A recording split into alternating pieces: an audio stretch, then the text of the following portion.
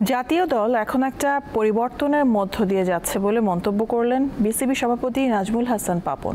সদ্য শেষ হওয়া টি-20 বিশ্বকাপে বাংলাদেশ দলের পারফরম্যান্স মূল্যায়নে নিয়ে বোর্ড সভা শেষে তিনি আরও জানান, নতুন 5 ক্রিকেটারকে খেলানোটা ভুল হয়েছে, সিনিয়রদের পারফরম্যান্সও হতাশ তিনি।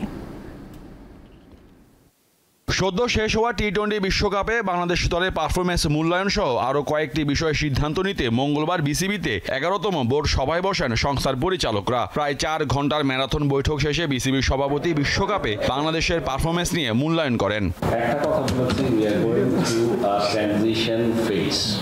we are in the process যে আমাদের সামনে খুব একটা বড় যদি হতো আজকে এখানে 5 জনের সাথে আরো 4 জন ঢুকাতাম, এক্সপেরিয়েন্স যেন ওদের বাদ দিয়ে, তখন তো অবস্থা কি হতো কেউ জানে না।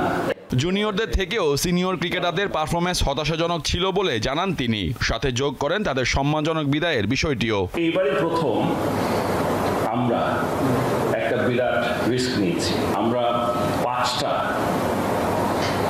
প্রায় নতুন ছেলে পাঠিয়েছি, ইনএক্সপিরিয়েন্স। তানজিদ তামিম, তানজিম সাকিব, তৌহিদ হৃদয়, রিশাদ, অনিক। আমাদের সিনিয়র যারা ছিল তাদের যে কাছ থেকে যে এক্সপেক্টেড ছিল তার আমরা কিছুই পাই।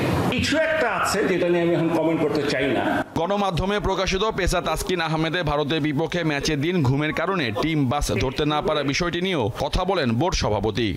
আগে সব প্রশ্নের উত্তর আমি দিতে পারতাম, কিন্তু এই 3.5 বছর ধরে তো আমি নাই দলের সাথে।